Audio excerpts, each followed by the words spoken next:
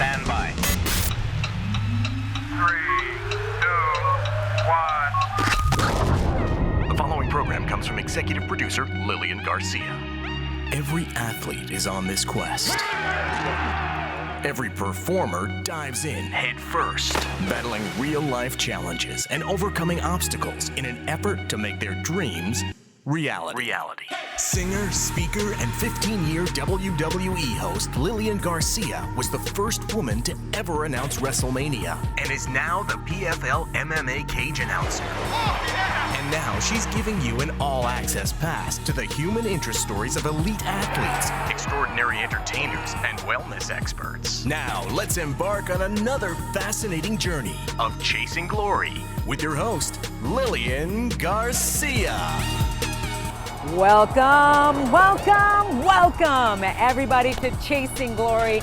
So excited because, as you know, the last few weeks we were in Europe, and I told you that the next stop was going to be Las Vegas, Nevada. Well, voila, that is where I'm at. I am actually standing on the Strip. So excited to bring this to you because this is the fight capital of the world. And of course, that is why we're here, because the PFL playoffs are in full action. So exciting as we kicked it off last week with the welterweight and the women's lightweight division.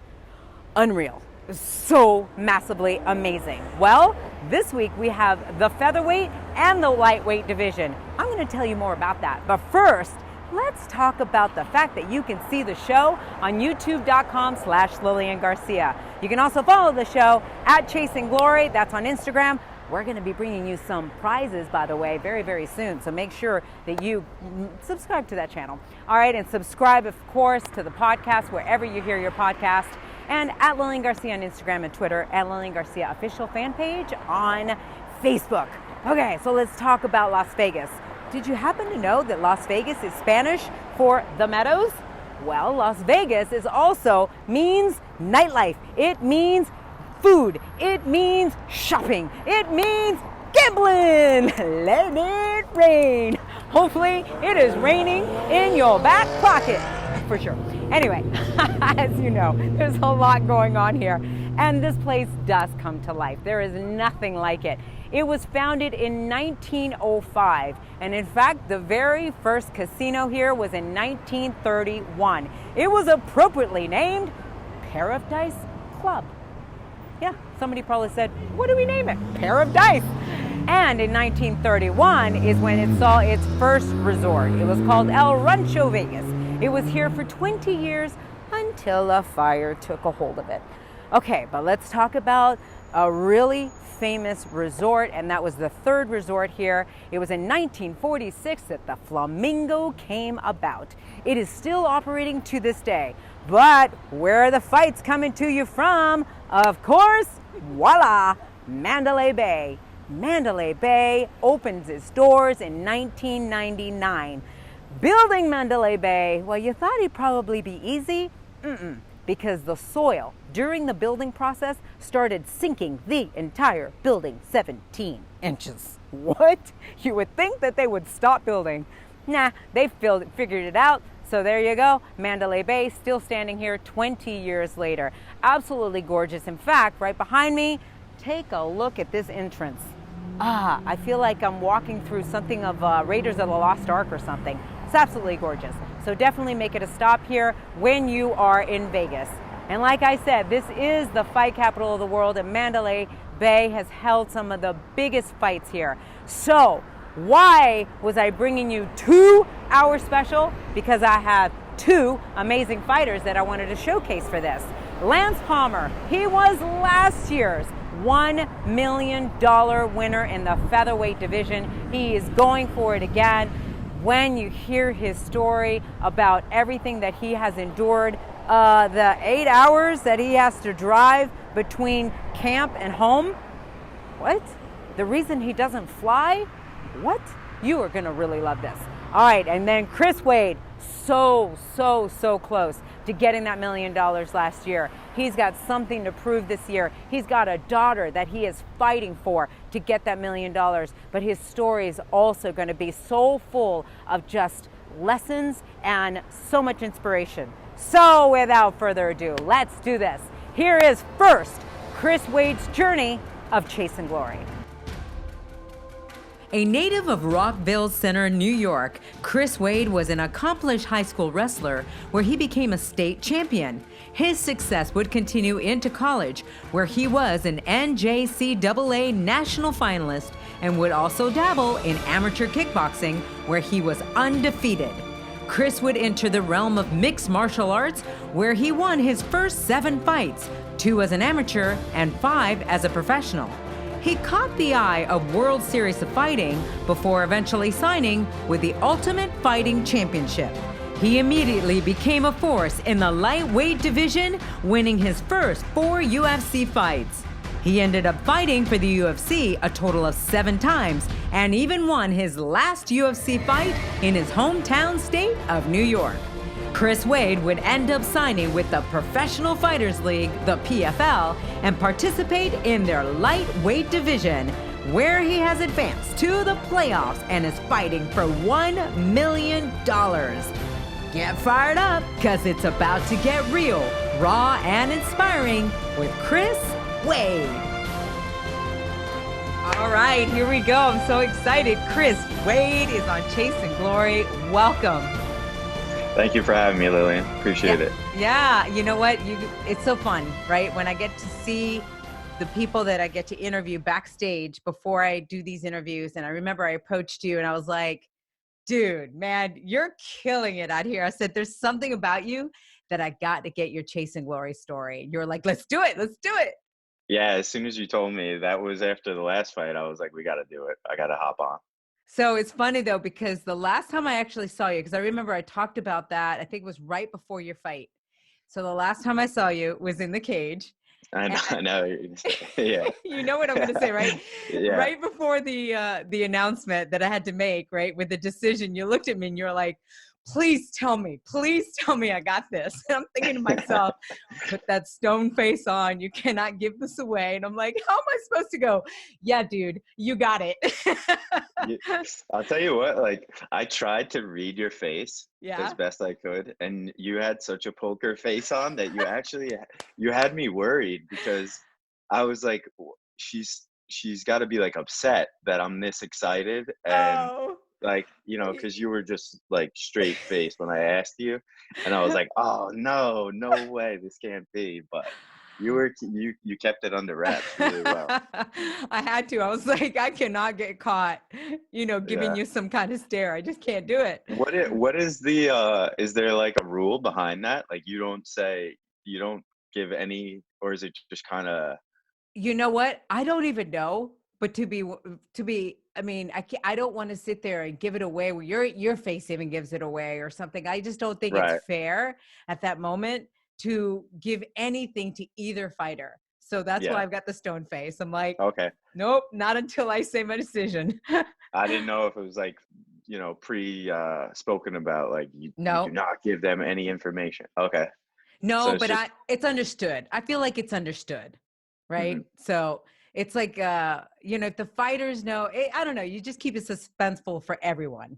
So, but it is wild to be in that position where I know before anyone, well, obviously, besides the judges, before everybody else does, it is a wild position to be in for sure. Because coming off of WWE, where everything's predetermined, although, you know what the funny part is, Chris, is that I always ask them not to tell me who the winner is going to be.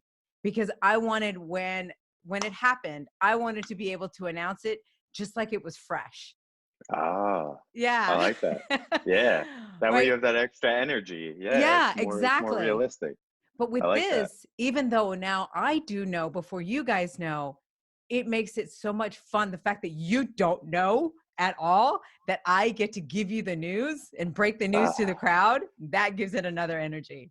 Yeah, it's crazy. You have that little card and you have like the answers to everything in here. Let me see that card. Yeah. All right. So let's talk about that, because here you were in a decision based again. Oh my God. Okay. Because last season, you've been living with this now for an entire year, and that you wanted your comeback. And I want you to tell the story a little bit about last year, especially because a lot of my listeners are from the WWE world. They're getting to know you guys, and I'm introducing them to a new realm of fighters and more athletes, that are going for their chase for glory. So talk to me about last season, the decision that it came down to, what you've been living with for an entire year. Yeah, so last season we were in Long Beach, California for the playoffs, and I won my first round fight. So did Natan Schultz, and we wound up meeting up 90 minutes later, which is crazy, Yeah. in the second round in the semifinals. And we had fought already last year in Chicago. He was my first fight of the regular season. Right. I slept on him hard. I had just come out of my stint with the UFC, and in my head, I looked at him, I watched tape, and I was like, I'm gonna do whatever I want to this guy. You know, this is gonna be, if I want to choke him, I'll choke him. If I want to head kick him, I'll head kick him. Um, and he came out guns blazing, and he took it to me that first fight. And he had some quotes after that fight, that fired me up leading into the playoffs. I saw I was on the top half of the bracket with Mhm. him, that we could have a rematch. And he was talking about how easy it was for him and how surprised he was.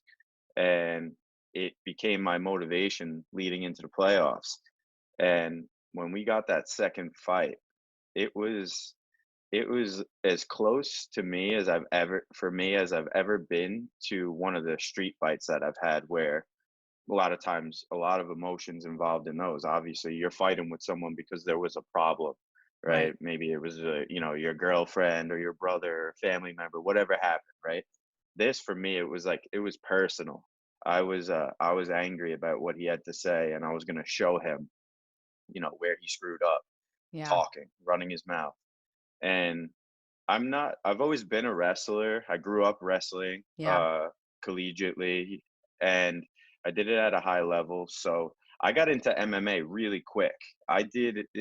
Times have changed, but I did like maybe a year of amateur fighting, so to speak, Yeah. and then I jumped right into pro fighting. So I've been learning on the fly how to become, how to seam in jujitsu, how to become a striker, these kinds of things. Right. But the anger that came out of me in that second fight, I think I wound up throwing like in a three rounder, which was only 15 minutes, like 280 something strikes. And I Wow. landed like in the mid to high 100s. Wow. Um, so I was just talking smack to him the whole time in there. We were going back and forth. Soon as I saw that it was starting to get to him, we have a language barrier, but I could tell it was bothering him, and I just kept going to it and going to it, and I was just throwing 1-2s down the middle, and he got like two takedowns that he did nothing with for like a minute or two.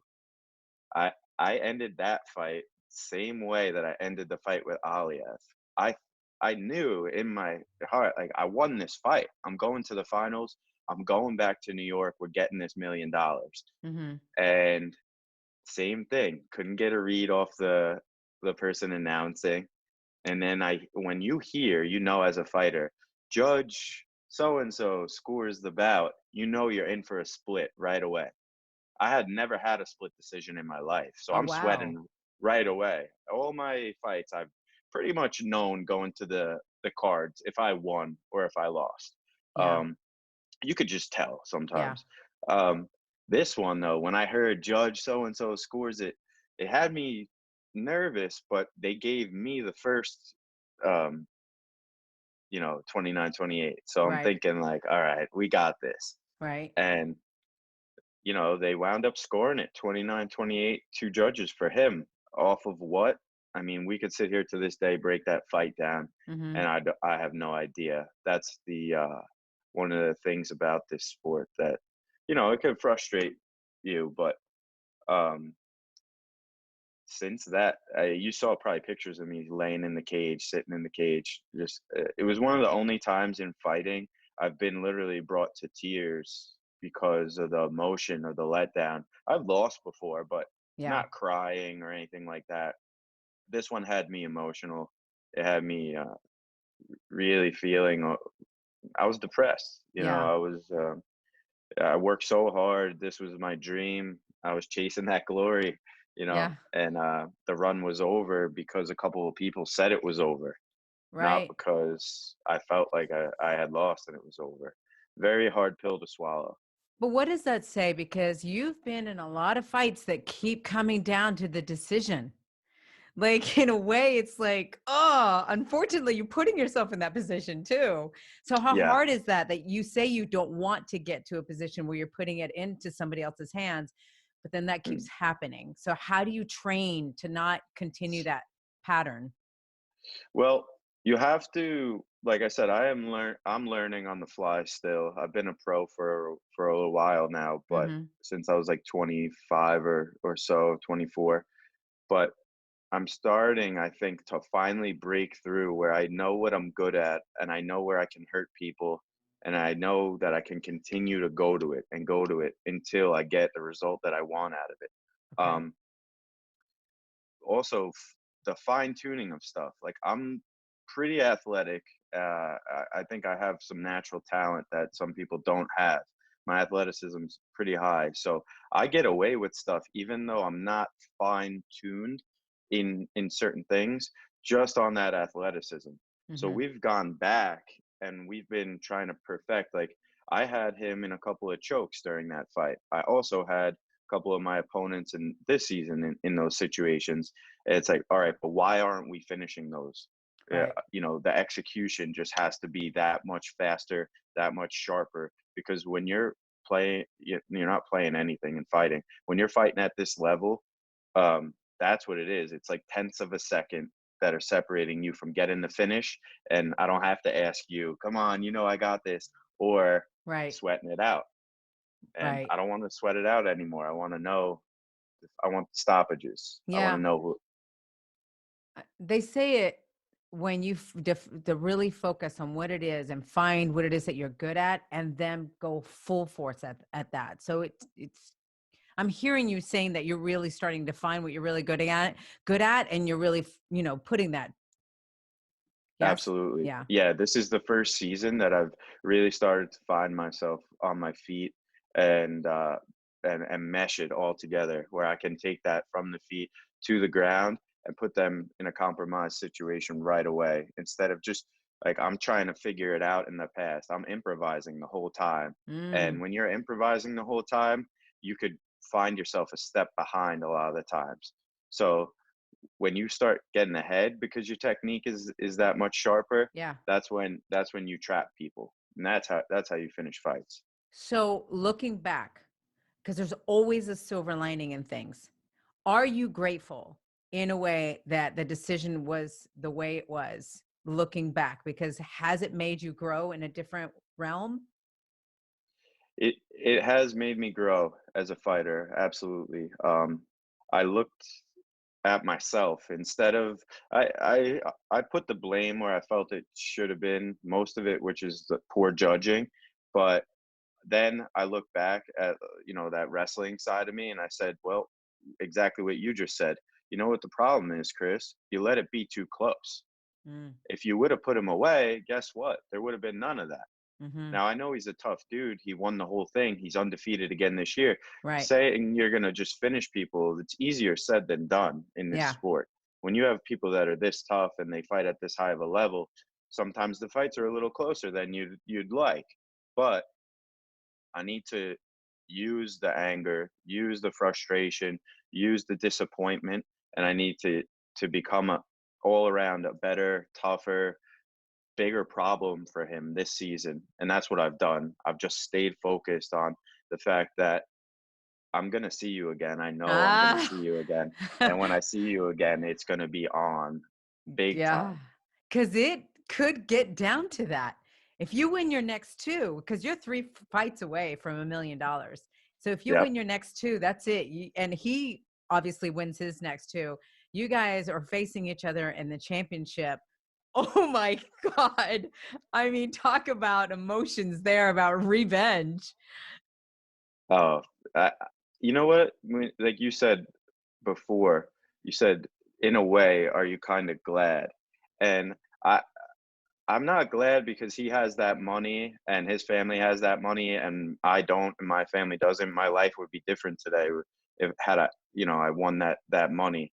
But Mhm. maybe I would have went soft like right after that. Maybe what I would have said, Mm. maybe I wouldn't be undefeated this season. Maybe I wouldn't be looking at another title run. Maybe I'd be just content. And because that's what happens. You see that in this sport now at a much higher level. Like you got Connor, you watch him coming up.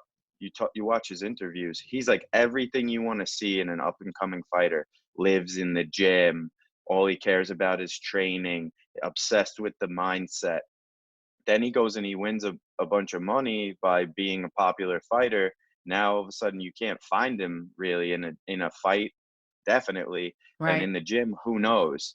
So it just kind of changes people.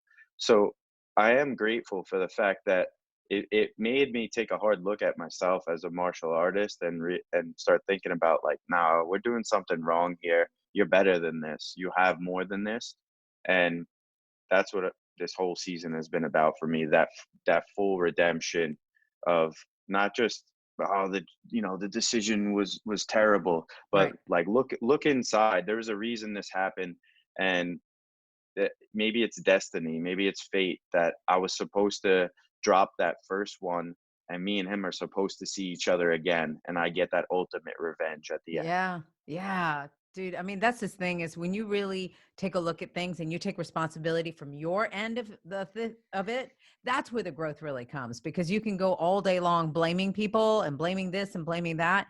But I love the fact that you said, okay, let me take a look at what I could do. That is also maturity. That's a maturity in a human being, maturity in a fighter. It'll make you grow even more because playing victim just doesn't get you anywhere in the long run. It absolutely doesn't. it, I it never does, never does. Yeah. So you come from an entire family of like wrestlers. Like it's you, three brothers. I mean, it's in your blood.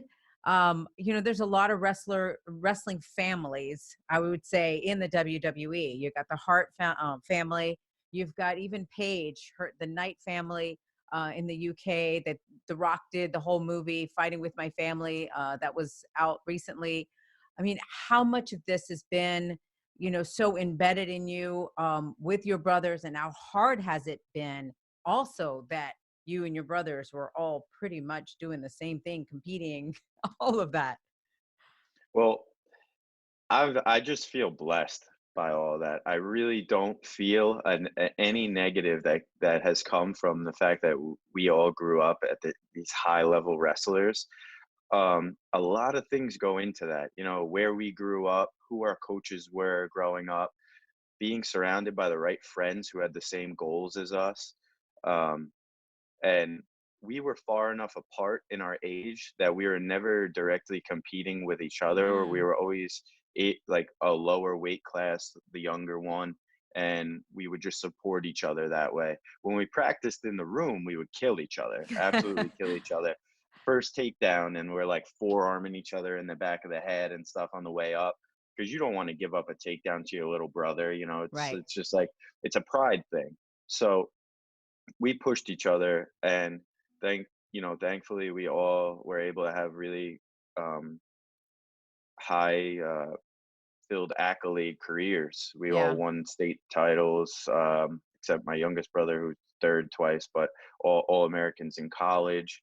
And it was just a amazing time in life to watch us all doing that together. Yeah.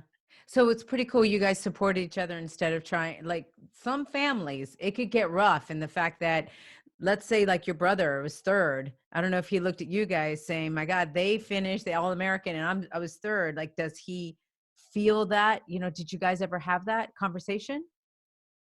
Yeah, we've had that conversation because when my youngest brother was in the midst of that, quest for that state title, because there hasn't been four brothers that have won a New York State Ah, titles together. yeah. So he was kind of the last piece for us to be the only family that's done that. But he always kind of had a mentality of like, I don't care. And I think that was like his defense mechanism Yeah. to in case it didn't go right. And we always tried to tell him, but we understand you know, it's hard right now and that you feel like this is a lot on you, but in 5 years or something, you're going to regret if you don't put this extra work in right now and get this done. And he's about 5 years out of school, and he's already exactly what we're Ah, saying. He's pissed at himself that he didn't do more and didn't take it more seriously. yeah, So um I try to learn like from that, because there's times I feel sorry for myself. You know, we're doing 2-a-days, and it's 5-6 days a week. We've been in camp basically since the end of July. right. um and you could start it starts getting monotonous, and I think about what what's the end game here. Time goes so fast, you're gonna look back and you're either gonna regret that you didn't put the time in, or you're gonna say, you know, that was worth it. So Right. every time I'm starting to doubt, or I'm starting to feel tired, or I don't want to do this, I think about situations like that, where situations like last year where I lost in the semis, that pain that you feel at that moment, Hmm. that trumps not wanting to get up and drive to practice for me every time, gets me out of bed. I love that. My God, that's great for you to share though, because that's a lot of people in a situation where they have to drive hard, and sometimes, it's really hard to keep yourself motivated. It's almost impossible at times, Yeah. you know. So But the heart, you just have to. I've learned the hardest part, yeah, at least for me, is just getting up. Just start moving. Once you're in motion and you're going, you're fine. It's when people stop. It's when you stop. Think about it. Like, you go to the gym or something, people get on these kicks. Where the problem starts is when you finally stop. You get a couple days off. yeah, Now all of a sudden it's been a week. It's been 2 weeks. Once you're moving, you could be consistent, but once you stop and you get sedentary, then that's when the problems start. So once my day starts, I try to keep moving and moving and moving until I've accomplished everything that I felt like I needed to. yeah. And then the rest of the day we can recover, relax. Right. So I want to ask you something because I want to make sure I get this in. When you were in Long Island, when we were in Long Island for the regular Mhm. season, first of all, the support you were getting from your family, your friends, I mean, the place was erupting. I was sitting there going, who is this guy? This guy, like the entire arena here. That's what it sounded like. Everyone came out for Chris Wade. It was Uh, awesome. how does that feel to have so much support? And now you're getting ready to go to Las Vegas. Are you going to have that many people there? If not, how is that energy going to feel for you? That it's going to be different because you haven't competed in Vegas yet, have you? I've never competed in Vegas. This is the first time. Woo! I'm really excited for this because Yeah, I know they say like New York's the mecca of like boxing and whatnot, but when it comes down to MMA, Vegas is sort of the mecca of MMA, because yeah, that's where always the big fight has gone down. It's always been in Vegas. So growing up wanting to do this and watching, you know, those early fights that got everybody so drawn into this sport, I always saw it going down in Las Vegas. So I always dreamt of competing there and competing in something with high stakes. yeah. And there's no higher stakes. I Wow. don't care where you are in MMA right now. I don't care if you're at the highest level. Being in it to win it with 3 fights to go for $1 million in a playoff tournament format, that there's no higher stakes. So for me, it's like this fight couldn't be anywhere else. It has to be there. All right. So are you going to have a lot of support? Are a lot of people coming for I you? I'm gonna have more support than I expected, actually. There's a lot of people who they say they want to come watch me fight, but I think they want to go have a little vacation in Las Vegas. That's okay. It's like, It could be a you know, win-win. yeah, it's a win-win. Like, you don't have to really twist anyone's arm other than the cost of the flight. Everybody wants to go hang out, get in the sun, and be in Vegas because it's getting cold here now. Like, I was just Yeah. outside doing some stuff in the yard before we sat down, Yeah. and I was in a thick hoodie, and I had like a ski hat on for a little bit in the morning. I hate the cold, and a lot of people here hate the cold, so Yeah. they're gonna come out with me just to get out of the cold weather, I think. That's so crazy that you hate the cold, yet you're a Long Island boy. Yeah, you know what it is? You get older and older, and it just starts to wear on Oh, you. it does. Yeah, every Oh, it year does. you're more and more sick of it. Plus, we're Yeah. adults now. Like, I got to go out there and shovel it all. I got to go Yeah. out there and snow blow. I used to just look out the window, you know? Or build snowmen. Yeah, snowman. Then I get cold, come in, drink hot chocolate, and it's over Right. for me. Dad stayed out there. Now it's all on me. So Yeah. I'm I done with lived it. in New York for in the city for 16 years. I know it Oh was kind wow. of crazy. Like 15 years of it, you couldn't move me out of New York. I loved it. I loved the energy. I loved everything about it. And then year 16, I'm sitting there in Laguna Beach in January, short sleeve shirt, working, and I'm like, what the heck am I doing in New York? Like winter is optional, and I moved to Yeah, LA. exactly. If it were not for the seasons here changing so drastically, Yeah. this place, I can't even imagine what it would be, because to have the weather we have during the summer, if that was like a 10 month stint, I mean, people would, it'd be like Miami. It Yeah. really would. It would be Yeah. insane. You're right. I, I wish it would change a little bit, but it's not gonna. Yeah.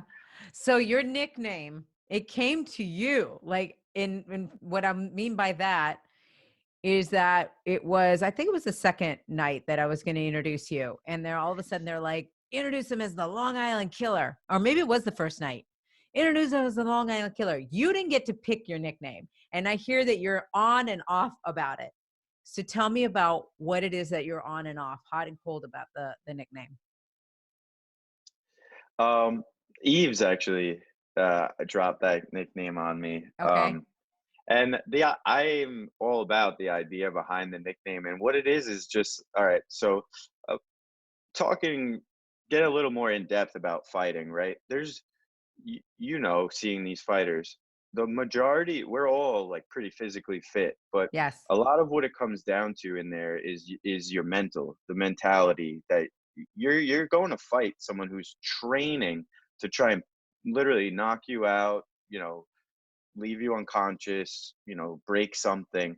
It's insane. Just the thought of it eats people alive. You see it backstage. Mm-hmm. I've always, throughout my career, I've tried to grow technically, but I've also tried to grow mentally, because you can get so tight in there because it's not I'm not scared of the other person. I But there's a fear of, I'm on ESPN. I'm on ESPN2. I'm telling friends to watch. I'm telling family to watch. Tune in, watch my fight. The last thing that I want to be they're burned in their heads is me laying on the canvas, in Mm-hmm. defeat, unconscious, or with something broken, God forbid. And, now the whole world just watched that happen to me. It's so personal, like Okay. the NBA, you lose a basketball game. The one guy's like, yeah, whatever. I dropped 30 points though. My team let me down, or something like that. You pass blame. In MMA, there's no passing blame. It's you that's laying in there, Right. nobody else. Right. So I've always felt like I've gotten too tight fighting. Like I fight. That's why you said like there's a lot of decisions in my record. I've been too tight because of the fear of losing dramatically, right? Mm. And so I was talking to Eves about how it's been a detriment to me in my career, because I know what I'm capable of, but then I don't go out and show it all because of that other side of my brain that's thinking about the ramifications of getting wild and opening up and getting tagged with stuff. So last year, that flying kick that I threw when I lost the first fight to Schultz, I had sort of snapped. I was like, literally, I'm either gonna start coming out just trying to attack people, do my thing, or I'm done fighting. I told my manager that. Yeah. And I did some soul searching, and I came out and I blitzed that guy, and it went really well. And I thought I carried that mentality through the playoffs pretty good. And it's just been something I tried to kill off the old me, the old Chris that Ah. would say, what if, this happens though? And what if that happens? If you Yeah. lose, there's going to be a step back. And when you finally get that fear out of your head, the freedom that comes with it, like, I'm such a sick person. Like, when you see that smile on my face and you saw me like talking to Aliev, like, Yeah. yeah, Like, I'm having fun in there and we're cracking each other. And I need to just continue to be able to get to that killer, that person that's in there that loves what's going on. That's not worried about who's watching on TV, Right. who's watching on the internet. I don't care. This is about me and him. Yeah. And when I'm free like that, that's when I'm the most dangerous. So that's where the killer mentality came from. And then Yeah. he donned it, the Long Island Killer. So that's the part that I love about it. The part that I don't love about it is the fact that I haven't killed enough people, so to speak, in the cage where I feel like I've really earned that Oh, that okay. that killer part Yeah. of it. You know what I mean? If I was like 15-0 with like 10 knockouts, no one touches me, like, yeah, I'll be the Long Island Killer, sure. Yeah. But I'm a humble dude. I try to be a humble dude. Yeah. And to me, like I need to be more to be, deserving of that. So it's almost just a feeling of deserving it or not. Yeah. Oh my God. Now I could totally, and I'm glad I asked you this question because I've been wondering about that, right? Because it's like they'll tell me, yeah, say it, maybe don't say it, like you've been on and off about it. But I just tell you from hearing your story, I think that sometimes it's almost the mentality too of I remember having Charlotte Flair on. You know, she's Ric Flair's daughter. Yeah, Everybody I knows Ric love Flair. Ric Flair. Woo! Love Ric Flair. Right? Ah, So he's the best. Charlotte, I know, he's amazing. So his daughter has been killing it. She's incredible in the ring. She's awesome. She's had some personal things though in her life that have happened to her that she shared on Chasing Glory, that she talked about how they took her self-confidence away in a way also. So she created, because her real name is Ashley. So she created her alter ego, Charlotte Flair, um, as someone that she wants to be, someone that she feels like when she comes through the curtain, that's who she turns into. So I feel with your story, in a way, you might not feel like you have that many fights in your belt, but you're already starting that shift into the Long Island Killer. You said it, your mentality is shifting. So I feel like I like the Long Island Killer for you because it is that mental shift that you're making. It has nothing to do about your past. It is all about where you're going forward. And I feel like you should just freaking embrace it, because I remember you looking at me backstage and you said, you wait, with each fight, they're bringing out more and more of me. You remember you saying that to me? Yep, And absolutely. I And felt it's that true. from you. Yeah. Yeah, it's true. Every time I get in there, I I feel this like level up happen. This like, see, you can do it. Like the last guy I fought, even though it wasn't, I didn't get a finish, and I felt Hmm. like I was close at times. That guy Aliev is one of the top guys that go unnoticed my division in the world. Hmm. He was on like an 8 fight win streak with, I don't know, he's got like 11 or 12 knockouts. Like he's starching people. Yeah. And the fact that you know what happened in that fight? I talked to my manager and I said, "How did I get this fight with this guy? Because I see other matchups that are just like layups here, you Yeah. know." And how did I wind up with the guy who has the most points in the whole playoff format right now Yeah. in my second fight? And they were like, "Oh, well, they wanted a big matchup, and this is a good matchup." And then he kind of, was telling me like, "Listen, he's the better striker, but you're, I think, the better wrestler, and it should be interesting." And I was like, "You know what? I'm just tired of this. I'm tired of it. You know what? I'm not going to take him down. I'm going to stand with him the whole time. And I'm going to show everybody that you're not going to do anything to me. You can't hurt me. I'm going to Mhm. hurt you." And that's what happened. I hurt him. He didn't really hurt me, but Right. they're so tough, those guys, that you gotta like to finish them. You have to leave them like totally unconscious with a strike because they just won't quit. But Yeah. for me, that was like such a mental win to stand with a dude who was supposed to be a knockout artist and to beat him at his own game. My confidence just went through the roof. Yeah. So now my next fight, I'm fighting another guy who's a striker that I fought already. And That's now Nate I have this, Andrews. yeah, Nate. And now I have this extra confidence of like, I look at Aliev and what he's capable of, and then I look at Andrews and and his body type, and I'm like, dude, I'm gonna do whatever I want when I want. And that's the mentality that you're talking about that Yeah. I'm going to continue to embrace, because that's the only way I'm going to get what I want out of this sport, is to Yeah. be that confident, have that bravado, and to just go in there and put it on dudes. So I'm hearing the Long Island Killer from you. I He's absolutely coming am. out. He is. He's You coming got out. him coming out. I Yeah. love it. Just embrace it. Go Like you for it. said though, there's this alter ego, and I have this like snap in me, and I've always known it's there. I can feel it. It's like in my family. I see it in my brother's faces, like when you do something to us, Yeah. and it's just a matter of like, how do you bring him out Mm. all the time? How do you get it's like Jekyll and Hyde. Like, how Yeah. do you get that other more worrisome and calculated person, and get him to go away, and you get this other persona to come forward in your ego, and to be that person for the 15 minutes that you need him for. And when you Yeah. come out, you can be the nice guy again, Right. Right. but there's no room for that in there. And Yeah. I'm grateful. Last year helped me learn that. I love that. Chris, I love this. This is awesome. Your daughter, I mean, what does this mean for you winning the $1 million? You said it could have changed your life last year. What kind of changes are you looking for? Well, in regards to her, I just feel like winning this money in one lump like this, I can literally take money off the top and make sure that she's set for her as she grows up.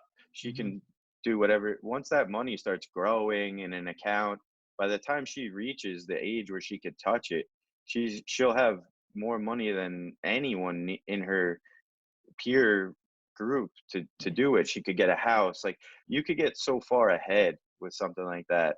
And I just want to be able to help her that way. That's all. Like, I don't want to spoil her, or she doesn't have to do anything anymore. But I just want Long Island's a hard place to grow up. People that don't see, you've lived here, you understand the Yeah. pace and like Yeah. and the competition that exists here, and that I'm glad I grew up here, because it made me who I am, and it makes a lot of these Long Island fighters that you see in the PFL, Andre Harrison, um, at the highest levels of the sport, Iaquinta's fighting today. Um, we are who we are because of how tough it is to become something here. There's so much competition from your peers because there's so many of us, Yeah. and there's so little space here, that you have to be more than the person next to you, or you're just not going to make it. You're not going to have a good life.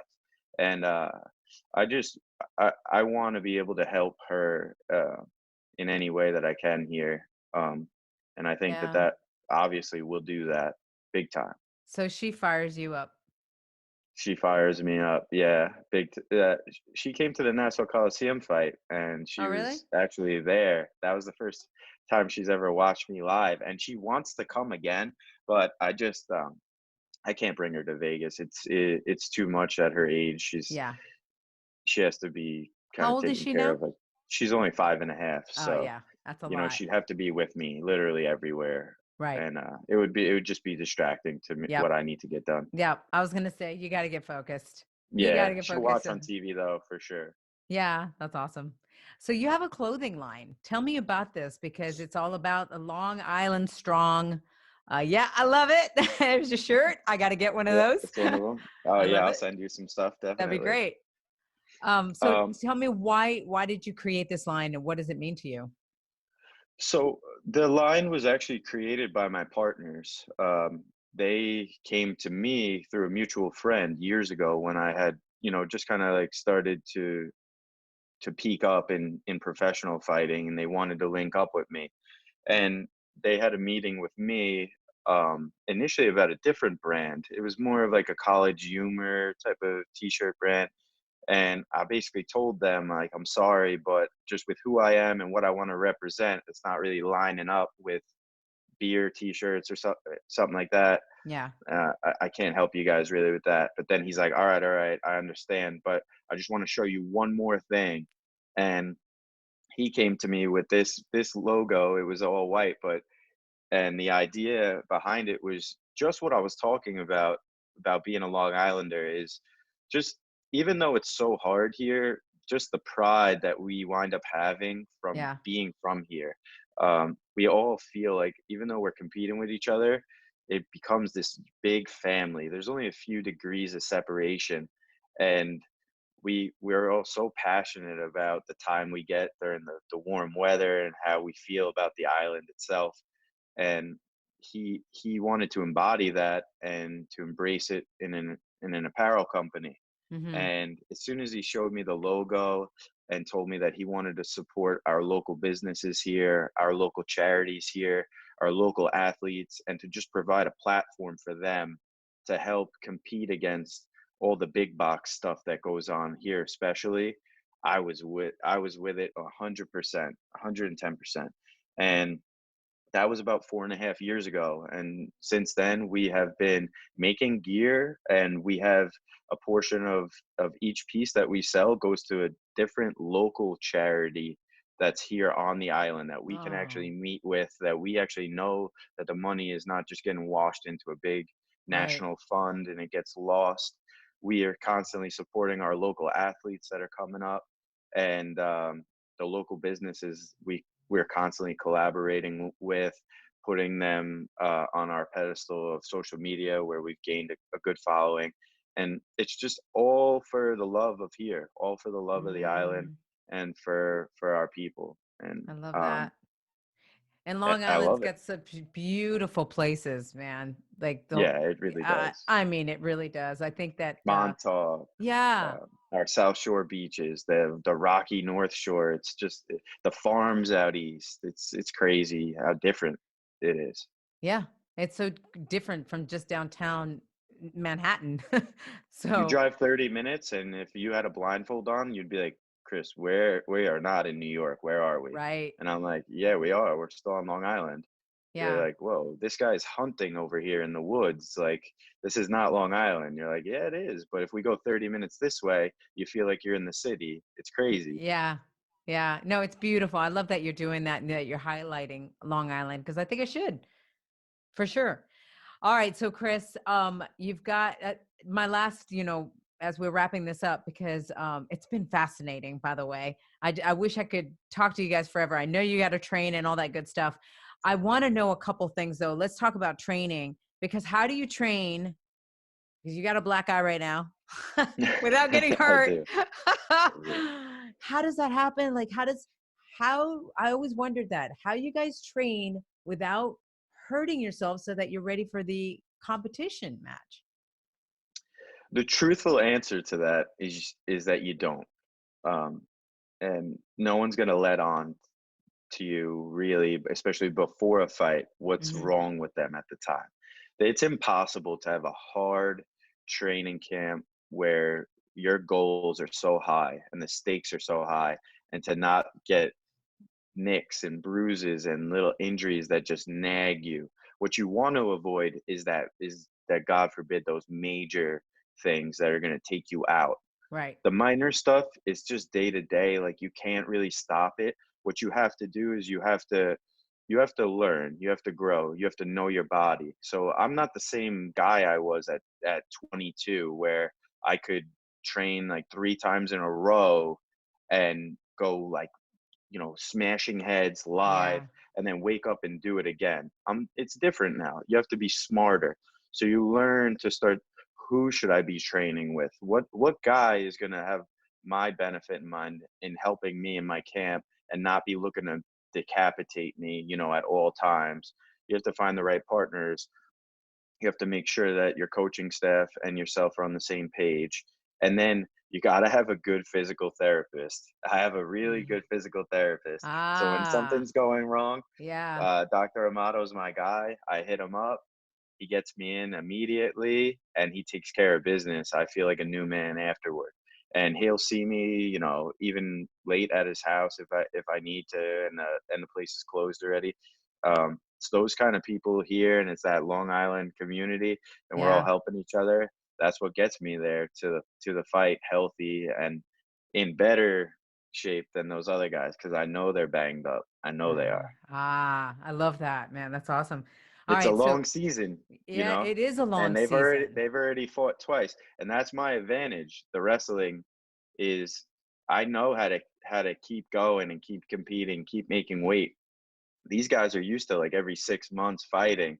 This is Right. different. Now we're in Right. my territory. Yeah. Oh my God, cutting weight.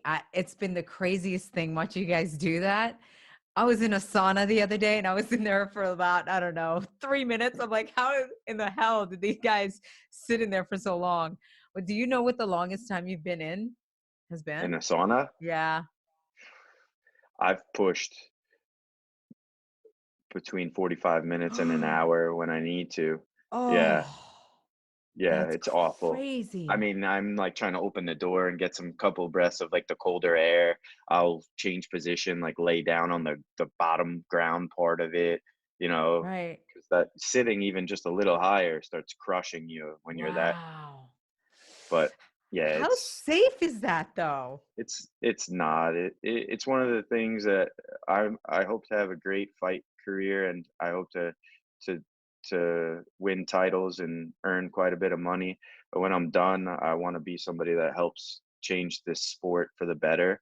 And one Oh, of the things that I want to help change is to stop all that drastic weight cutting, because we're the most physical sport in the world. You know, we're literally in there trying to render each other unconscious. right. So you just can't tell somebody who has a brain in their head that the idea is to simulate basically like starvation and desert scenario, and then 24 hours have the fight of your life against like Right.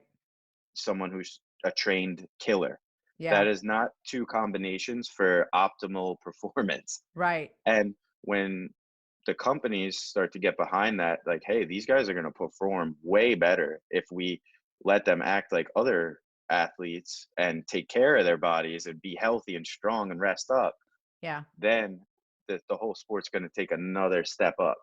But we just have to, you have to figure out how to do that where people aren't going to get an advantage on each other. Because that's why weight Right. cutting started, is because some bigger guy decided, hey, you know what? Instead of fighting the guys my size, I'll cut down and fight the little guys and I'll beat them up because I can make the weight.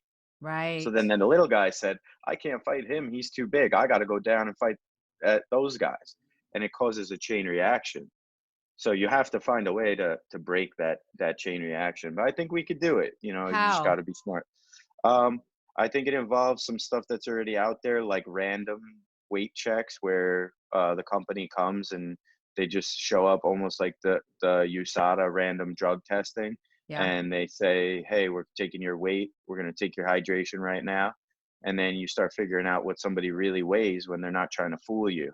Once you know Mm, that, then you can put them in the proper weight class. that's a great idea. Chris, I Yeah, it's really out hope there. It's it out is. there already. It just needs to be implemented like on a grand scale for the health of everybody. Yeah, I think that's a great idea because I always wondered that. You just said it. I see you guys stepping on the scale. Some can't even, like, they need help to get on there. And then I'm like, wait, he's going to step into the cage tomorrow night, like not Yep. even 24 hours later. How is this even T- possible? toughest people in the world. That's the only Toughest. way it gets done. I, Think I about have, I always yeah, my argument is always this. So because everybody watches football, right?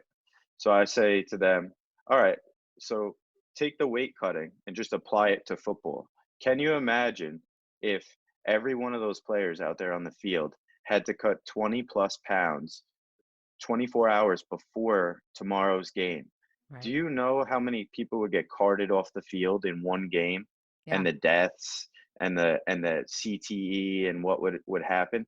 It would They would stop the season mid-season. It right, wouldn't even finish. You have the linemen cutting 30 pounds and then trying to, they would be collapsing on the right, field. right. So now you're talking about a fight and the same time frame. You can't do that. Those guys have helmets on, they're sprinting into each other, but they're not punching, kicking, kneeing, elbowing. So Right. that's as close as you get to our sport. And you need to, they're resting, they're eating, they're sleeping, they're getting treatments, they're at their peak. We're Yeah. like Yeah. dying, Yeah. You're you know? dying. Yeah. Right. Yeah. And then we try to get back to like regular health and fight. It's crazy. It's insane. So much respect, seriously. I mean, the only thing is you guys are all doing it, so at least no one's got an advantage to the other, except for I, somebody that might already be yeah, close to that weight. but like I can't fight 70. I have before pro. I fought my first fight 70. He was an undersized 70 pounder though. Okay. And but can you imagine like you just had Doomsday on, or right? Or Yeah. Yep. he's a 70 pounder, right? Right. Like if you stand us next to each other after he recovers from his weigh-in, he's probably weighs like 195, 200 pounds. Yeah. I'm still weigh 170, Right. you know? So Right. to fight that, it's like it's crazy. Yeah, it's insane. Yeah, this has been a education for me coming from WWE, where the guy literally for like 10 years, I said it was the same weight for 10 years. Yep. 'Cause Never it changes it. never Yeah. changes. So that's why when I was like, wow, I have to like, this is, different every single time your weights are fluctuating, and then watching that, it's been an education for sure. So from UFC to PFL. I mean, you've had quite the journey. Just tell me, as we wrap this up, has your chase for glory looked the way you thought it was going to look? Well, it's definitely changed form from my original vision, which was, UFC champ. But I'm so blessed that the PFL came to be and that I became a part of this organization. I can't say enough, like truthfully, how great they are to the fighters from my own personal experiences and from what I've seen when I'm around the other fighters and the interaction Mhm. and just what they're trying to do with the sport. It lines up so much with the fighter sentiment of like wanting to be better taken care of and wanting to be able to support our families and to have the stage and the pedestal to perform on, and they are checking every box. They have, from the regular season to a playoff format, which we all know the world loves a good playoff format, Yeah, right? yeah, Who doesn't like the I excitement of know. the underdog and like, is the number one seed going to get it done? I mean, that I'm a sport junkie and that's what I tune in for. Yeah, So we have the format, we're being treated so well. We have the incentive at the end, that huge $1 million prize at the end for the winner. And then it repeats again the next season. You got to earn it all over again. You yeah, don't get to take a year, 18 months off and say your elbow hurts and remain the champ. No, you got to get back in there in May. You got to start winning fights and you got to earn it all over again, just like you do in the major sports. So just the fact that they even came to be, it's like almost like it was fate for me right off the jump. So I have this feeling in my head that yeah. I'm destined to be at least, champ this year, if not multiple returning champion. So I just know that my relationship with the PFL is going to continue to grow, and I'm so thankful for them. Oh, I love it. Thank you so much, man. Thank October you. Thank you for having me. 17th. Yeah, I can't October wait 17th. to announce you in the cage. Long Island Killer. Now that meeting, Yeah. at that meeting, Now you'll seriously. know. Yeah, I mean, look, we talked about the story behind it. I hope now you're really going to embrace it, because I see it. I see it in you, because it is just, it's growing and growing and growing, and you're taking it and flying with it. So October 17th, lightweight division. So excited. You're going to be going first against Nate Andrews, and then from there, we'll see what happens. And then hopefully in the playoffs, you will be going against Natolna Schultz, and we can have that rematch. We can have that ultimate rematch. Yeah. Woo! It's just going to be When you see fun. that crazy look in my eye when I'm in there pacing, you'll know that I switched Yeah, that you this put Chris the is killer gone on. for a little while. Yeah, Yeah, yeah, I love it. I love exactly. it. I want to see him. I want to see him in there. So the And best of luck. in all Yeah, seriousness, not yeah, if there's anyone out there, because it really is something that has affected my life. Like if they have questions or anything like that about just overcoming some of those things, anxiety and fear, it's something that I've always struggled with and managed as an athlete. I mean, they can shoot me a message. I would love Oh, to I try love that. to help them at, out in any way that I can, because it's such a crippling thing, Yeah. anxiety and fear, and overcoming it. I can say firsthand, it feels so good. There's like no better feeling than overcoming something like that. God, I love this.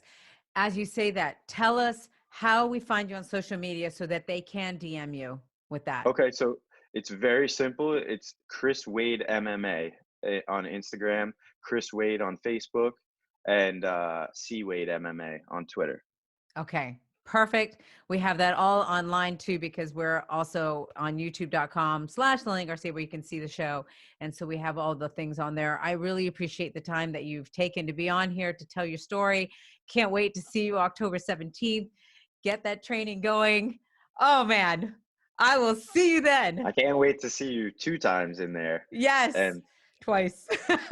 That's going to be say new my for name me. 2 times. I love Exactly. Yeah. it. Thank All you right. so much, Lilian. Thank you. Chasing Glory with Lilian Garcia. Chris Wade, I absolutely love you. What can I say? You are absolutely amazing. You know what? What I loved not only was your story, but the fact that you even told people that they could DM you if they have like mental issues that they're dealing with struggling with depression or with the mind games that go on, and you're willing to help someone because of everything that you've gone through. Respect. Respect. Thank you. Thank you for everything you shared, and good luck to you on Thursday. All right, from Chris Wade, here we go. We are going into Lance Palmer. He was the $1 million winner last year. He's going for another $1 million. Why should you care? Why should you even want to cheer for him again? You're going to find out in this interview. So without further ado, here is Lance Palmer's journey of chasing glory. Lance Palmer is an accomplished high school wrestler, winning a senior national championship in Ohio. At Ohio State, he became a Big Ten Conference champion and also a 4-time All-American. He made the transition to mixed martial arts, where he would win his first 7 fights for various promotions all over the country. Palmer would make his way to the World Series of Fighting promotion and would be a force to be reckoned with in the featherweight division. His submission victories would catch the eyes of officials and would defeat Rick Glenn to become the World Series of Fighting featherweight champion.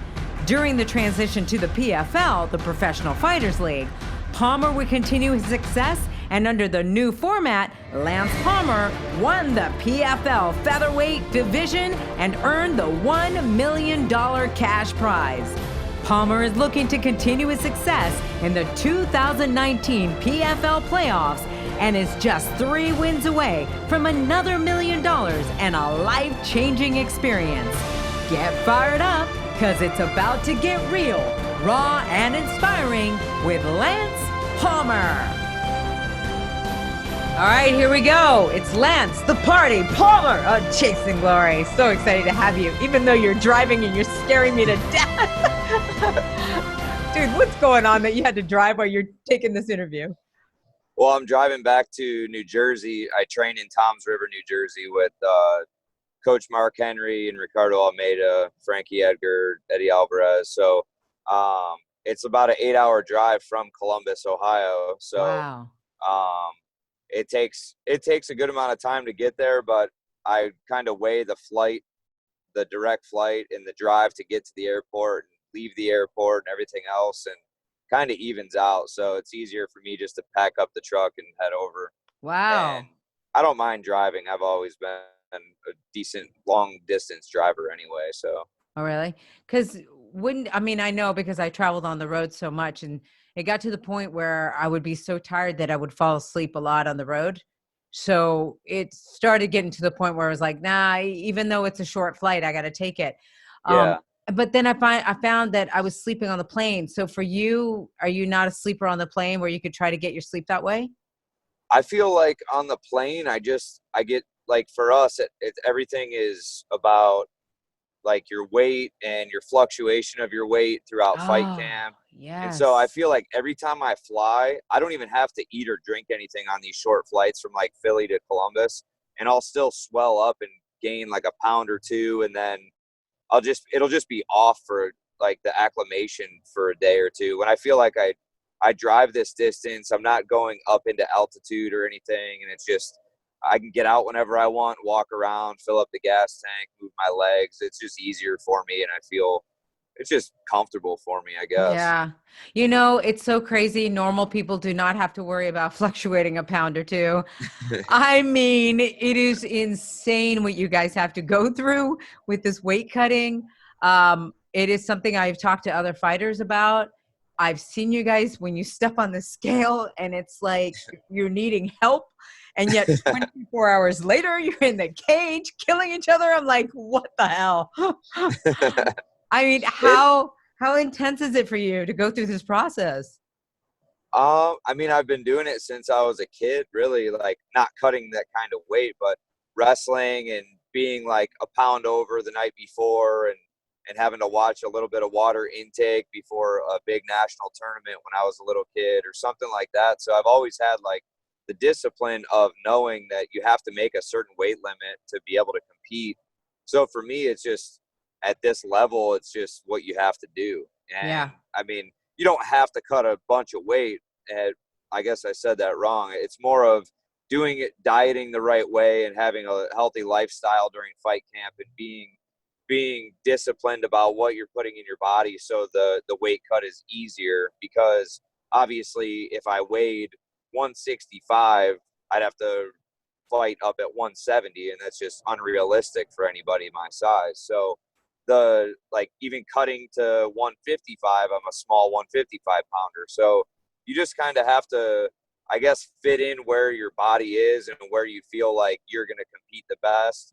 And I feel like the way that I do my weight cuts doesn't affect my performance. So I feel like 145 is the perfect weight for me. Yeah. Well, obviously it hasn't affected your performance because you are the winner of last year's PFL championship, $1 million. Tell me a little bit, because I'm introducing you as well to a whole new audience here on Chasing Glory. I want them to know a little bit of that journey of what that was like for you to go for the $1 million, your mindset, and then once you won it. Yeah, I think the main thing that a lot of people didn't understand about it was they were just thinking that you'd fight this one fight for $1 million, where really we had 2 regular season fights and 2 playoffs, and then you have the final. So you have to win 4 fights to even get to that point of the season. Right. And that's the real grind. Like, anybody can train for a title fight and, you know, put a good 8 to 12 weeks in for a title fight, but they don't realize that we had already fought 4 times within the last 5 months before that. And we fought twice in one night, the previous fight before the title fight. So it's a grind. And I think the wrestling background that I have really prepared me for that grind. But that's a lot of the things that people don't really understand. They see the season kind of play out, but they don't think that, you know, they don't see like, okay, he just fought 5 or 6 weeks ago and he's fighting again, or he's fighting twice in one night. Yeah. They just see a bunch of different fight cards put together, and the playoffs and the regular season and the championship. So it's kind of a whirlwind if you're in it, because you just go fight to fight. You're like, okay, I got this guy right now. And then you have a couple weeks to go home and relax. Or if you live where you train, you're just, you know, doing your thing. And then you go back into fight camp again, and then you fight again. And it's just constant, where if you're in another organization where you're just fighting every, 3 to 6 months or whatever it may be, you're in a fight camp, then you're out of fight camp. You're not really working towards a goal of a title or belt or whatever in any organization. But this, you have a clear path to it, and you know exactly what you need to do to get there. And it's having the right strategy and mindset to get yourself there. And obviously staying healthy is a huge thing, and doing things the right way. And obviously fights aren't always going to go your way. So everything has to line up the correct way to get to the playoff final, and then even to win the championship is a whole other thing. Yeah. Well, it seems though that you like that in a way, because I've seen that, I've heard the fighters say that they do love the fact that they know when they're fighting. You know, how many times they fight is up to them and the result of that fight, but they know what to prepare for. And so mentally they can prepare for that as well. I agree. I think it's easier when you have something ahead of you instead of just fighting a fight and then you have to wait and just say, I don't know when I'm going to fight next, or hopefully I can get this opponent next, or, you know, instead of just calling everybody out in the division or whatever they do, you already know exactly what you have to do. It's kind of a pick of the draw when it comes to the regular season fights, but your point system gets you into the playoffs and you have to fight whoever's in front of you for the top 8 positions. Yeah. How much have you liked being part of the PFL and this system? I love it, and I've known a lot of the people in PFL since before its birth when it was World Series of Fighting. Yeah. So I kind of feel like a veteran of the organization and of the league just because I was around when this was nothing but a talk and everybody, you know, didn't believe that it was going to happen. And then when the season started last year in 2018, they didn't believe that anybody was going to make the $1 million and they didn't think anybody would get paid. And then, you know, after the wires went through for all the champions, we were all like, all right, well, everybody can talk crap and kind of second guess the organization and the structure of it and the league. But when it comes down to it, it was a great format and everyone got paid what the contract said they would get paid.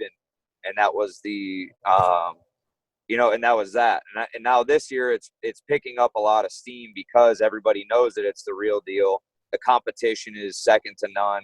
And I mean, I would like to say that it's tougher than just calling out a guy that's ranked ahead of you and getting that fight and being able to kind of pick your opponent. This, you don't get to pick your opponent. You get to win and fight whoever they put in front of you. You really don't have that choice.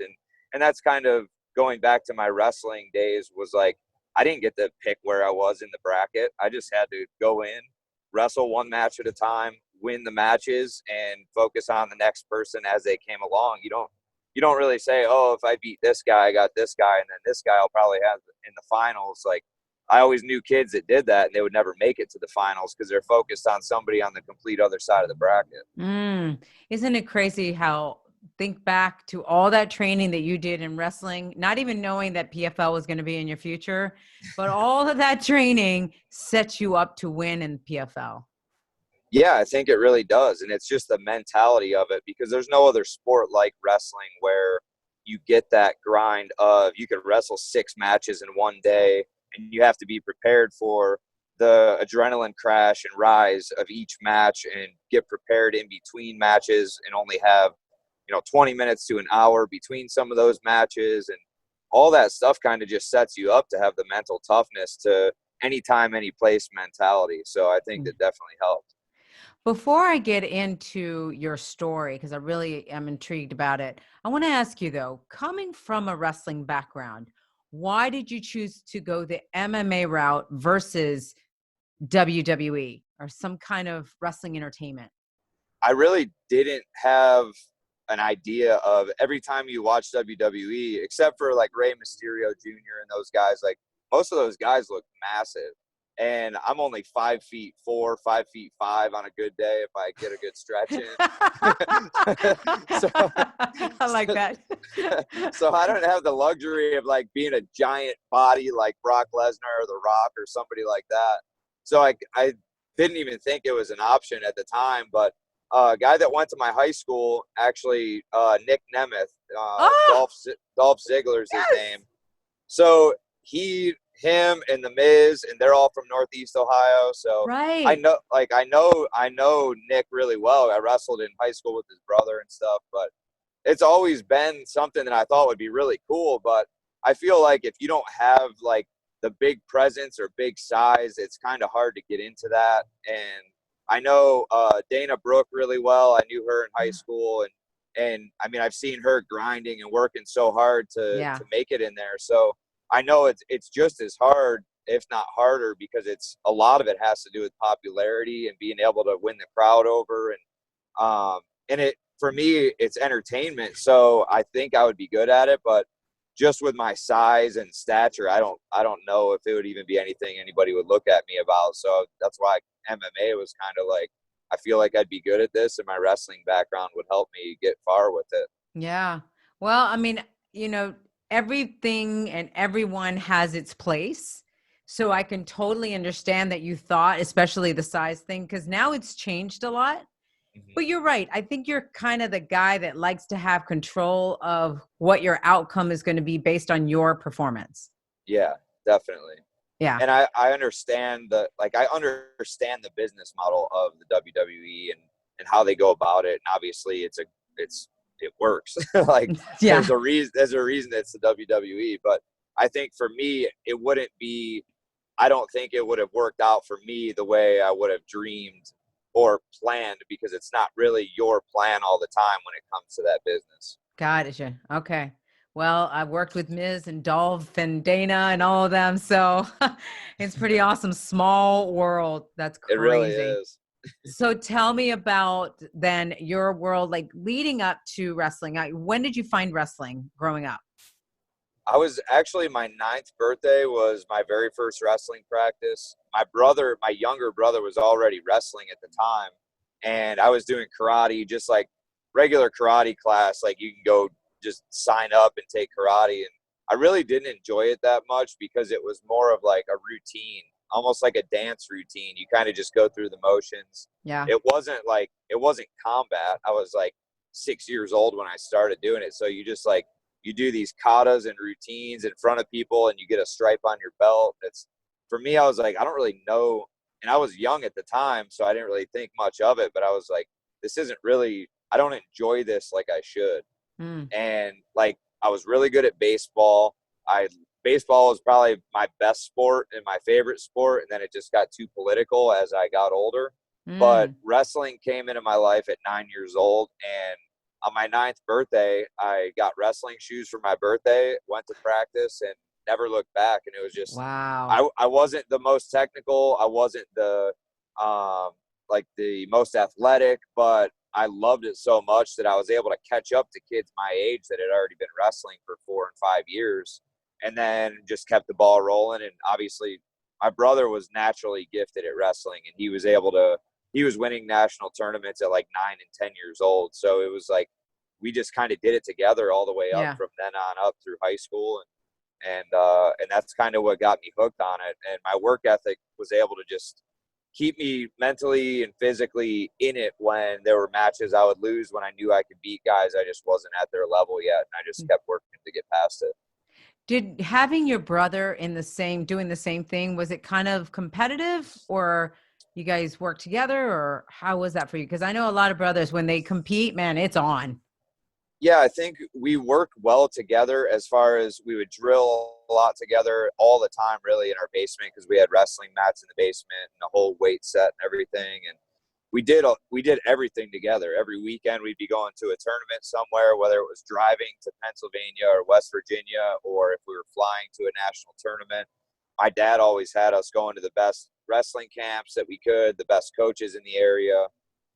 So when it came to like us being competitive, it was more that we both wanted to win so bad that it was never like, oh man, I hope that I can win because my brother won. It was more of like, we were both training so hard and we both do this together that if one of us lost, the other one would be like just as sad that the other one lost, even if the other one won the tournament. So I think it was one of those things where we were both competitive in a way, not against each other, but to try and be better than each other. Yeah. But also it was to build each other up, because we were in the gym together, in the wrestling room together every single day for, probably 8 or 9 years before I got to, or maybe 7 or 8 years before I got into high school. And then we were away from each other until he was a freshman. Wow. That's a beautiful share, because there's a lot, like I said, a lot of brothers out there or sisters, and they find the same thing that they like, and then it becomes so competitive, and then it becomes ugly.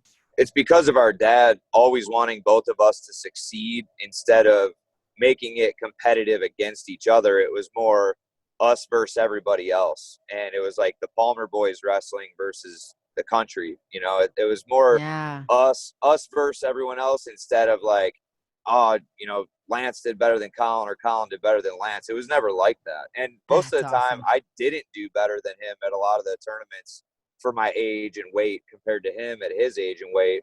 But that really wasn't what it was about. It was for me to become the best at what I was doing.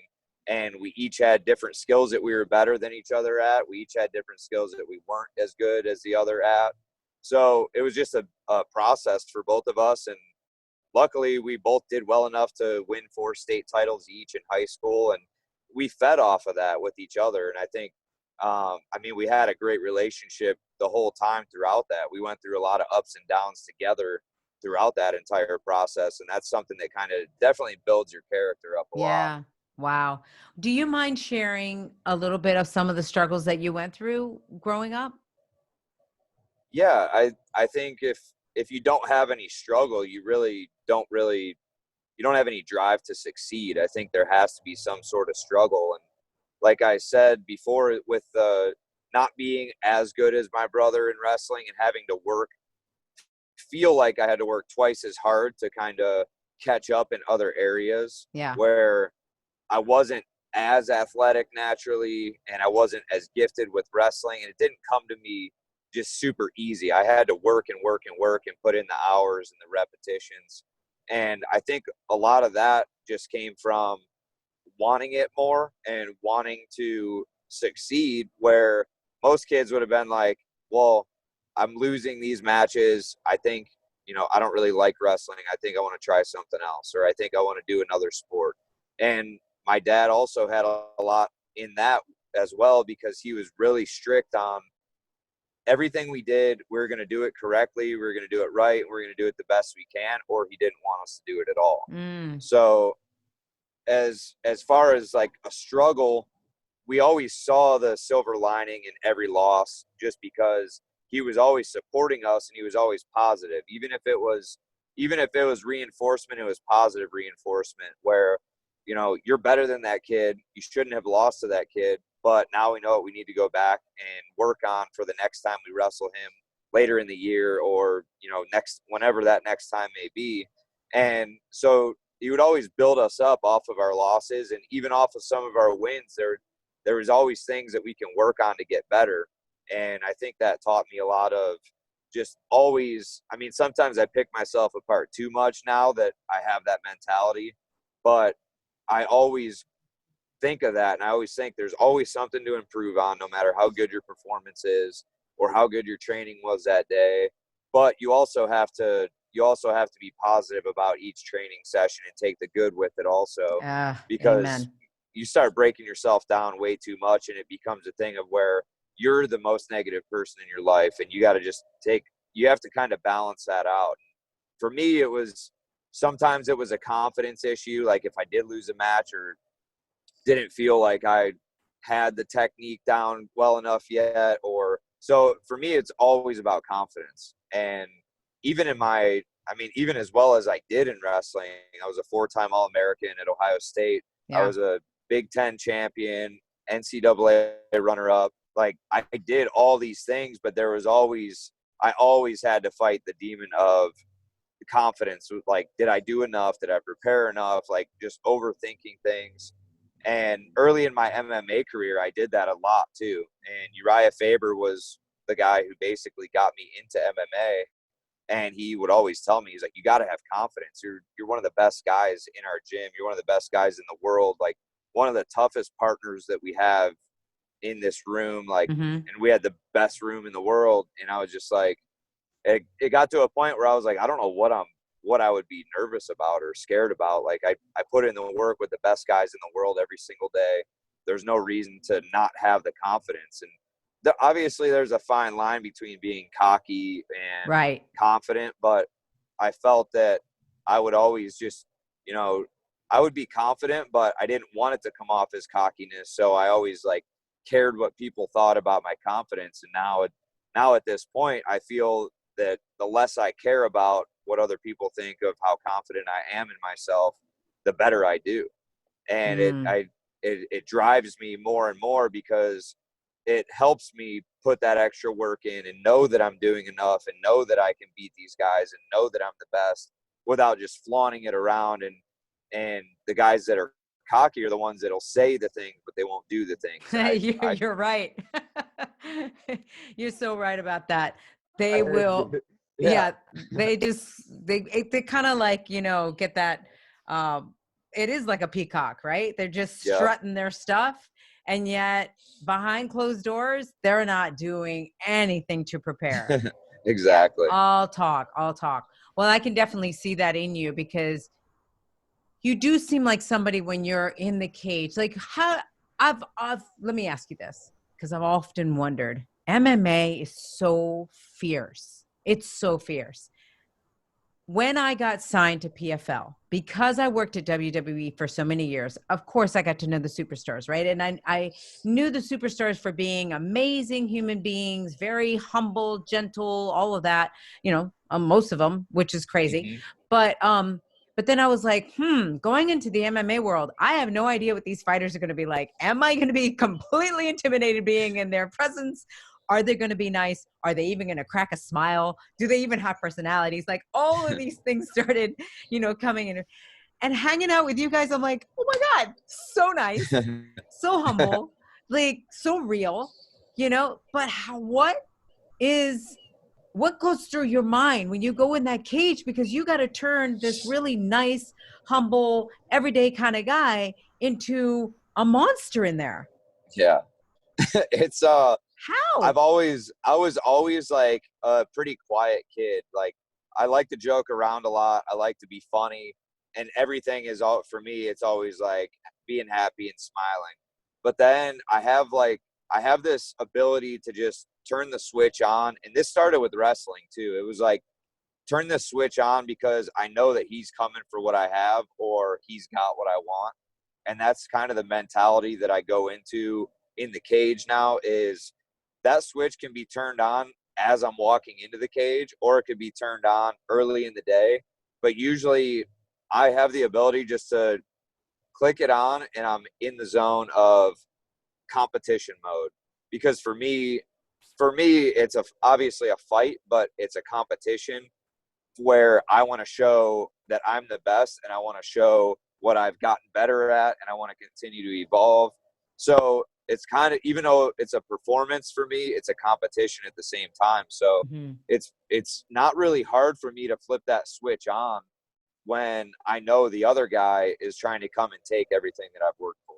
Right. Okay. That's a really good way to say it. I want to go back to your dad, because you said it. Your dad's been your coach for a very long time. I was, you know, at cage side. I heard this man very, very loud from the stands, and then I find out it's your dad. Yep. How does it feel to because now you have different coaches, but yet your dad is still trying to like, do this, do that, do this. Like, how do you listen to what he has to say, but then not listen to what he has to say because your coach is telling you to do something else?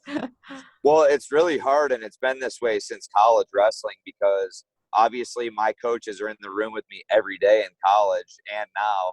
And when I was in college, he would be front row at my matches. Obviously, he was my number one fan. He was always there, always number one supporter. But he would yell stuff during matches that we weren't working on. And it got to the point where it was like, I don't want to say we were past his level of knowledge, but we kind of were, where he knew the high school level of wrestling, but college is just a whole different level. Yeah. Just like anything else. So he'd be yelling stuff and he'd be the loudest one in the entire arena, but it wasn't the right thing to do at that time, or it was something that, you know, it wasn't the position that we needed to be in or whatever. And so I've gotten in multiple arguments with him about just like, I love that he supports me, and I love that he's so loud and he's always there, and he's got my back 100%. Yeah. And now with fighting, he's the same exact way, but he knows even less about fighting than he did about wrestling. So that's even harder, because he'll be the loudest one over my coaches in my corner, and I can't hear what my coaches are saying, the guys who are in the room with me every single day. Yeah. And so, I mean, we've had like, and obviously he knows that I'm not being mean when I say it, but I'm like, you got to let my coaches coach. We can't hear anything that's going on because Right. he has a big voice and he's the loudest one in the arena no matter who's there.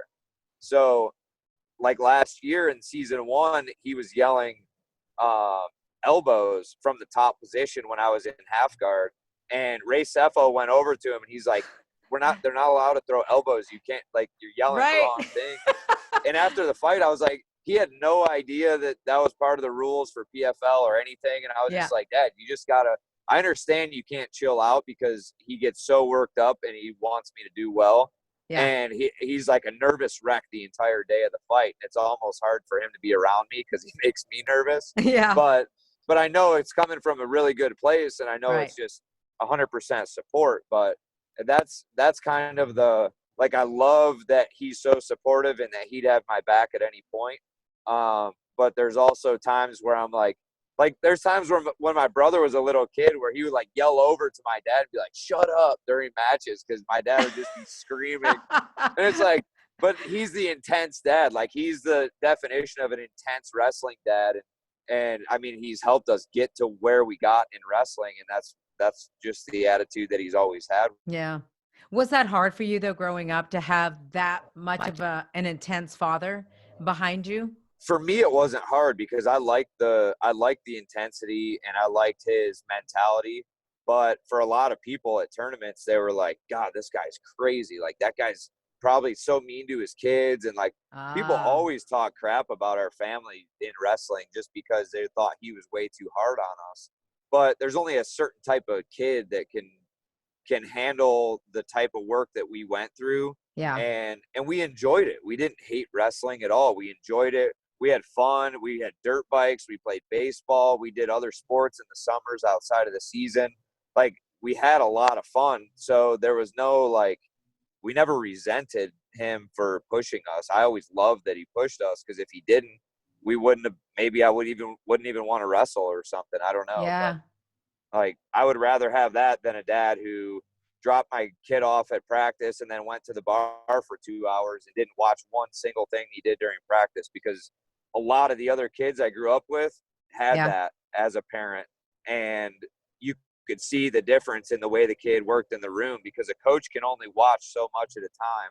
And the parents, especially little kids, if you ever went to a little kid's wrestling practice, you'd lose it, because it's like crazy parents on one side, regular parents on the other side, and then the people that just drop their kids off and leave. And you can see the result when the kids compete. So, I mean, I'm very fortunate that he was all in on it for us. Yeah, I agree with that one. I do have the solution, I think, for how we can, especially, the playoffs and all that. Just tell PFL to give you that ticket that's all the way at the top. Dude, they actually heard about it from my dad, the one fight, because they did give him tickets that were way up high, and he was so mad. And I think it was the first fight of this season in Long Island. Oh, and my God. he was so pissed. He's like, they gave me tickets way up in the nosebleeds, and I could still hear him up there, but he made his way down anyway for my fight. And I was like, you're never going to keep Wayne the Pain out of the, you're never going to keep him in the nosebleeds. He's always going to be right there front center. All right, so scrap that idea. I think PFL already tried that once. They tried to sneak it on me, and then once my dad got his tickets and got to his seat, he's like, nope. My mom's like the littlest, quietest lady ever. You probably never even knew she was at the fights. And he's like, Rita, we're not sitting up here. And he literally just goes down to the front. And he's like, that's my son in there. I'm sitting up front.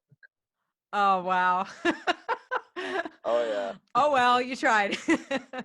Yeah, they definitely tried to do that to him, but he's like, Does he get it though? Like, does he get it when you tell him, hey, please, you can't say these things? Does he go, oh, okay, sorry, son, I won't next time?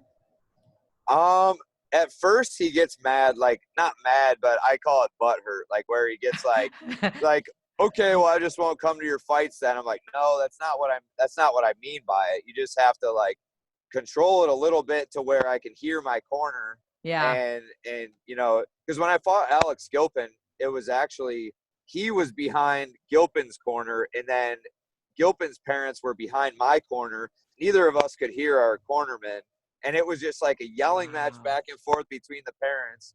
And then after the fight, they're at the hotel bar before me and Gilpin even got back to the hotel, and they're all drinking together. I was like, what the hell is going on here? I love that. That's great. You're like, what?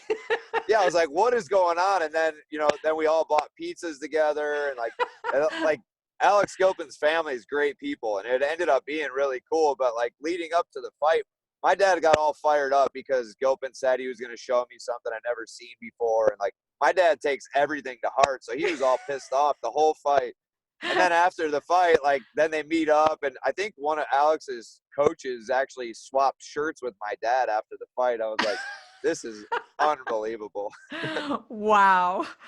All right. So let's talk about the next fight you had, though, because you went against Lawrencino and gave him, you had your first knockout. Yep. How did that feel? It felt awesome against a guy who was really a dangerous opponent. He was probably one of the more dangerous guys I've had to fight. And honestly, going into the fight, I was the most confident and calm I've ever been going into a fight, I think, because when I know somebody is that skilled or has that much build up to them of, 33 or 34-1 before I fought him, and he had a bunch of finishes, a bunch of knockouts, flashy stuff. And my old opponent, or my old teammate, Kennedy, he knocked him out in the first round. I was like, man, this guy's tough, because I know Kennedy's tough. And I know that Kennedy usually fights really smart, and he got caught with that head kick. So I was like, okay. And so going into that fight, I was like, I just need to be calm and do my thing. And I know this guy will break. And he did exactly what I thought he was going to do. The first round, he was kind of cocky in there. He was trying to talk to me when I was throwing ground and pound at him.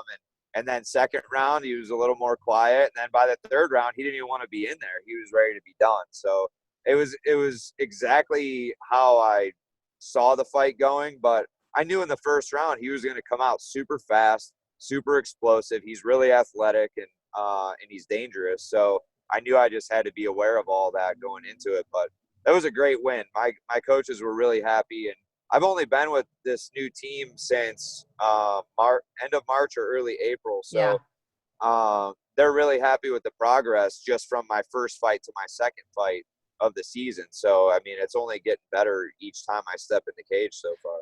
That's awesome. And it's something that you bring up that made me very curious, because you would think that you were with a camp in Extreme Couture, right? And you won the $1 million, and now you shifted camps. So it made me curious as to why you would shift camps. To be honest, there's not a long backstory, I guess, but the backstory was there's a Russian who's actually my teammate now. His name is Timur Valiev, and he was in the featherweight season last year during the regular season. And he's been training in New Jersey for a few years already. Mm-hmm. And I didn't want to step on any toes because I wanted to go to New Jersey last year. Oh, okay. And I didn't want to create any waves or anything. And so I said after that season, I've been wanting to go train with Mark Henry and Frankie for years. Frankie's like an idol to me. And now that he's a daily teammate, it's really awesome. But I think it was just something that I've always wanted to do. And my wife and I want to start a family soon. So being able to drive back and forth instead of flying and having a 3-hour time difference, like all that stuff is super hard on, you traveled for a long time, but it's hard on relationships. And even though everything went really well in Las Vegas, it was something I kind of threw together last minute. One of my best friends, Joseph Benavidez, was training for a fight in June of last year, 2018. And I was like, all right, I'll come out and work with you, and we'll train a little bit, and I'll spend a week out there, see how I like it. And I was like, well, I'll just do my camp here. And then I had my first fight at MSG last June. And then I stayed throughout the whole year, and the coaches were awesome. I still use Casey Halstead in my corner from Las Vegas, and as my jiu-jitsu coach alongside Ricardo Almeida. But I feel that everything went well during that year last year, but it was a lot of stress on my wife and I. Okay. And I hear think that. trying to make that work on top of being away from home that long and kind of doing the long distance thing. And we did long distance when I first moved to California, when I very first started fighting. And it's like, we said we would never do that and for a long period of time. So for me to be able to drive home on the weekends here and do my thing and be able to train with the team that I've been wanting to train with for multiple years is, it's kind of the best of both worlds for me. So that's really the only reason. There was no animosity or hard feelings from anybody in Las Vegas. Because I think that was kind of like the rumor that was around. So I'm glad that you're able to clear it up because, dude, I'm married. And I know if you're away, after a while, it really does hurt your relationship. Yeah, there's no doubt. You just lose the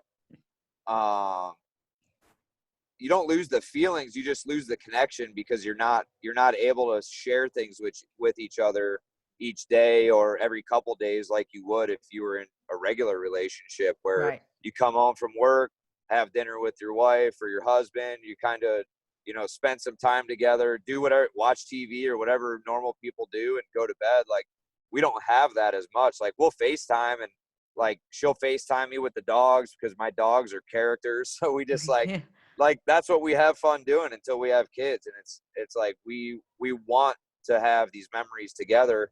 And she supports me 100% in this whole thing. I mean, she's been with me since I was mowing lawns and training kids private lessons just to pay my bills when I first started fighting. Right. Well, and I know that she was there last year helping you, even making you meals, all of that, because she's a bodybuilder, right?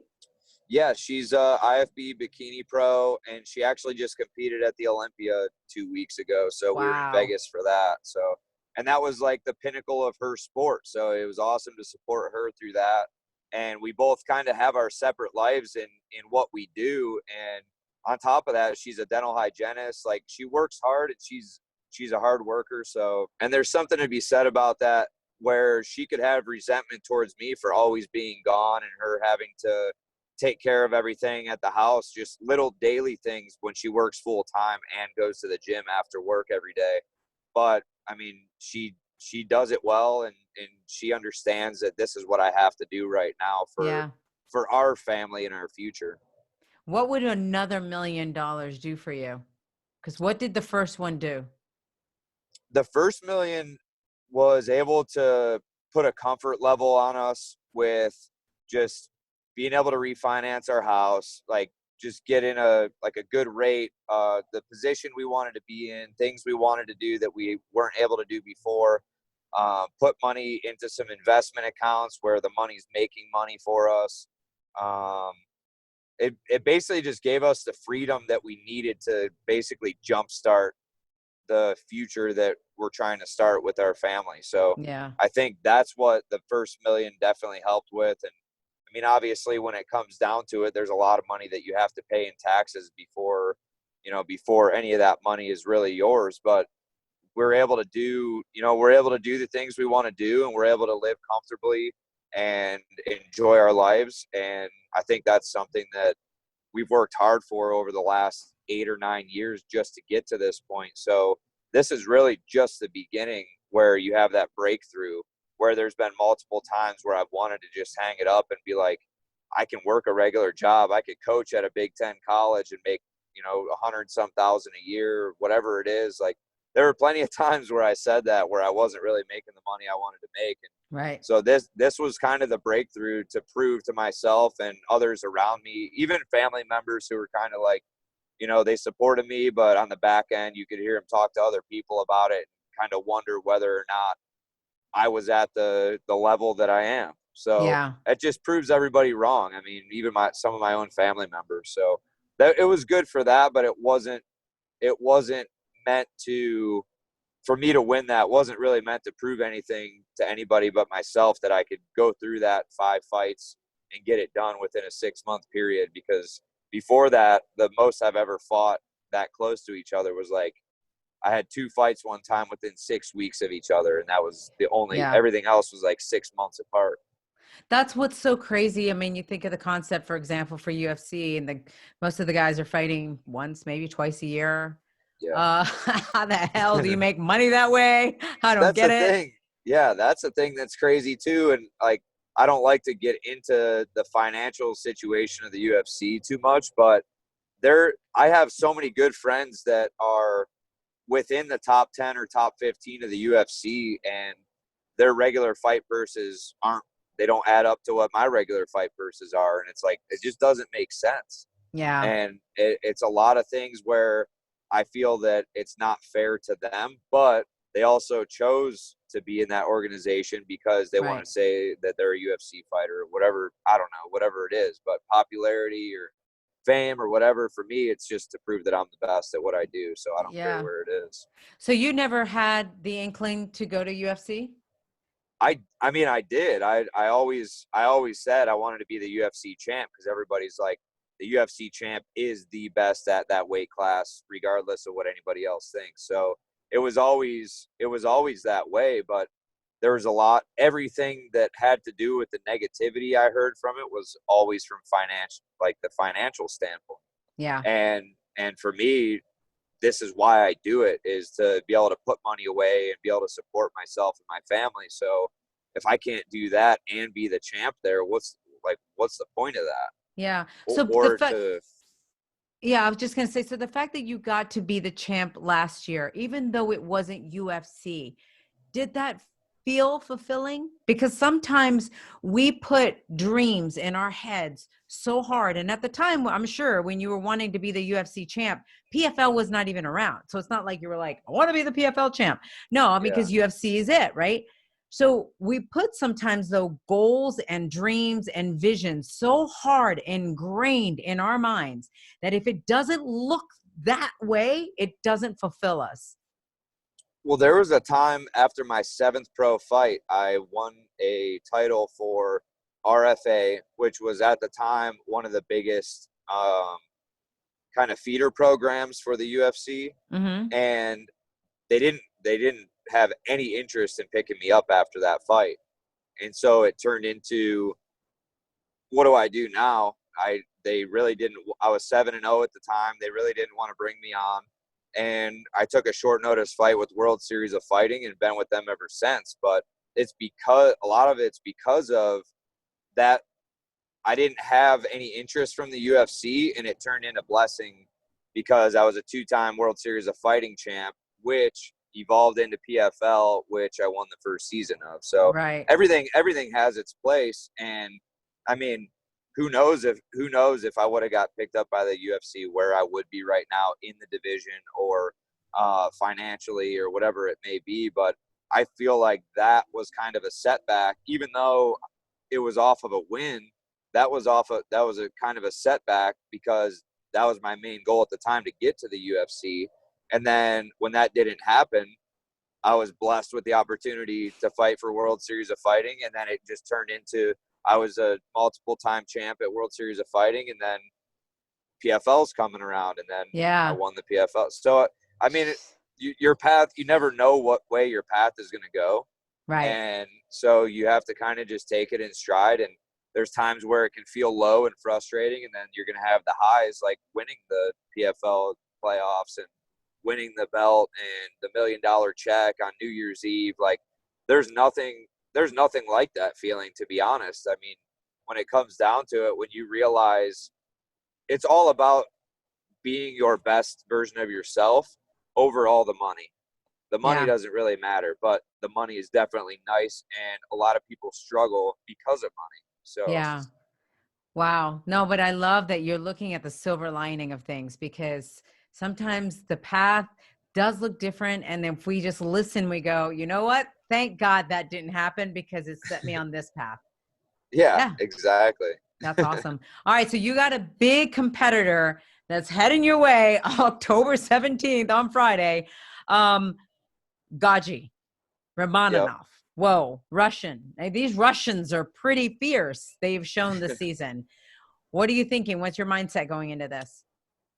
I'm excited for the fight. I definitely think he's tough, but I think that I have a lot more tools, and I think that just my experience level and my ability of what he's good at outweighs what he's good at is outweighed by what I'm good at. in a way with the grappling aspect of it. And I think I'm a better striker than him. And I know that he's tough, but I mean, I've watched a lot of film on him. I train with a lot of guys from Dagestan and New Jersey. So I know the style, like the Russian guys have all a similar style, and it's been great to be able to train with a lot of those guys leading up to this fight, just because, I mean, I know what I'm getting into. Yeah. All right. All right. Well, I can't wait to see that fierceness, because here's the thing. This is the crazy part, right? And I'm sure you've thought about this, is the fact that because you've been in WSOF for a while, you and Andre the Bull Harrison have been kind of going back and forth. You both have one win on each. If you both win your semifinals and quarterfinals, you will face each other in the championship. The semifinal. I mean, the semifinal, yes. Yep. What are you feeling? Yeah. I'm excited about it because he's a great opponent. We've been great for each other because everybody likes to build that fight up, because the first fight he won, the second fight I won. And I think going into it, I mean, this happened last year, though, is a lot of people talked about Harris and I fighting. And I was kind of like, these guys are they're throwing these other opponents to the side in a way where these guys are no joke. Like, I fought Alex Gilpin. I know he's tough. I know he's going to give Andre Harrison a run for his money. Yeah. And I know he's a tough opponent. I also know that Ramadov is a tough opponent as well, even though he only fought once in PFL.